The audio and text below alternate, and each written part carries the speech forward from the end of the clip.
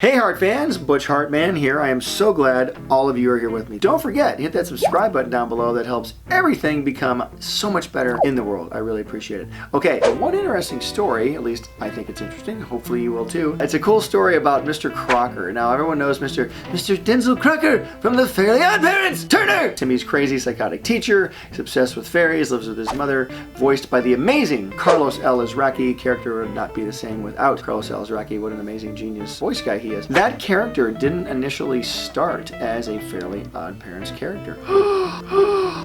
Mr. Crocker actually was designed and conceived for a whole nother show that I was working on. What's that, Butch? Surely you jest. You worked on another show? I actually did. I developed a few other shows before I did Fairly OddParents. I was really in a mode of coming up with show ideas back in the late 90s, early 2000s, and instead of just coming up with drawings of things, I would actually come up with stories. I'd come up with a character and build a whole story around them. And that's what I was doing with Timmy Turner at the time. I came up with Timmy Turner, and then added Wanda, his fairy godmother, then added Cosmo in there, then Vicky, and had them turn into fish and other creatures and objects and things, and that's where Fairly OddParents came from. So see, just designing one character could sometimes lead to an entire show coming out of it. In fact, Mr. Crocker came out slightly before the Fairly OddParents did. I first conceived of Fairly OddParents in about 1997, late 97, and I conceived this other show with Mr. Crocker in it probably in late 1996. It was called, ready? Barnabys Bug. It was about a kid skateboarding down the street, and he sees another boy trying to like burn a bug with his magnifying glass.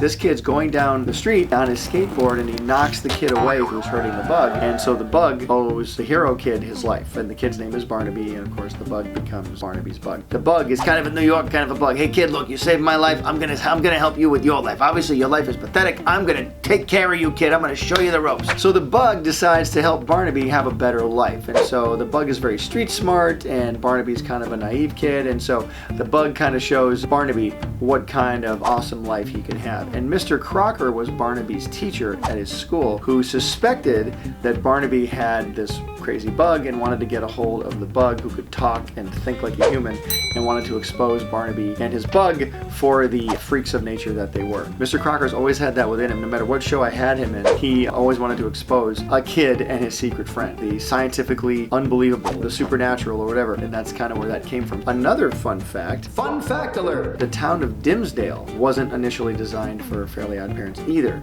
The town of Dimsdale was originally conceived for, that's right, Barnabys Bug again. So in Barnabys Bug, we had the town of Dimsdale and Mr. Crocker. Now Mr. Crocker is a very uniquely designed character. If you look at Mr. Crocker, he needs some work if he wants to, like, you know, look a little better in life. I mean, you know, he's got this hump on his back, he's got a caved in chest, he's got arms that are too long, just a teensy bit of hair, none in the back, he's got these crazy glasses that are kind of Coke bottle-y. But there's one aspect of Crocker that's extremely unique. It's a little troubling if you really want to think about it. His ear, supposed to be on the side of his head, has somehow slid down to his neck.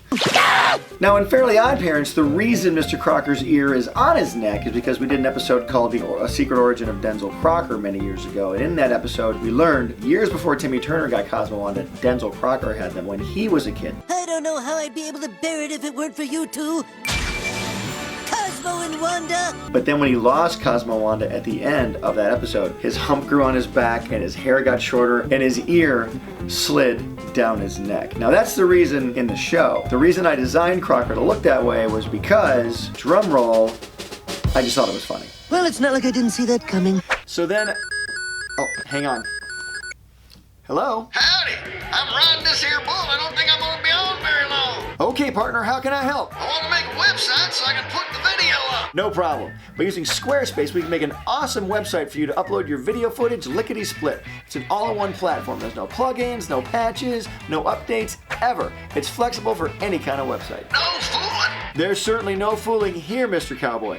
I've made myself an awesome website where I can share my drawings, art tips, and other stuff I'm interested in. It's super fast, super fun, and super cool. So a cowpoke like me can do one too? You are darn tootin'. Squarespace is even offering my viewers 10% off your first purchase with them. Okay, when this bull throws me off, I'm totally doing this. And I can help you take care of that. Just go to squarespace.com/Butch or click the link in the description. Thank you, Butch Hartman and Squarespace. Yeehaw! No problem, rootin' tootin' cowboy. I love helping rootin' tootin' cowboys. and so does Squarespace. Okay, anyway.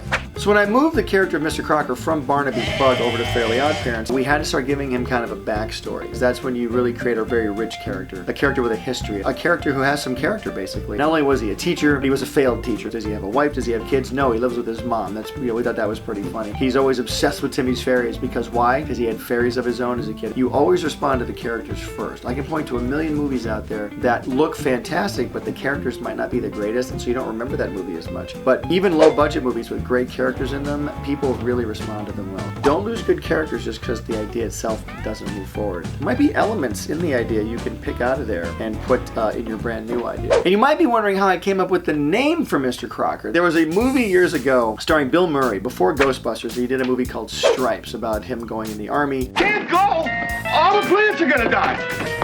Very funny comedy. I saw it about 1 million times one summer, the summer of 1981, because I worked at a drive-in movie theater. I sold hot dogs, I sold popcorn. That's where I got all of my amazing cooking skills. There was a character in that movie named Sergeant Crocker. It's only uttered in one line. Crocker is on the mortar range.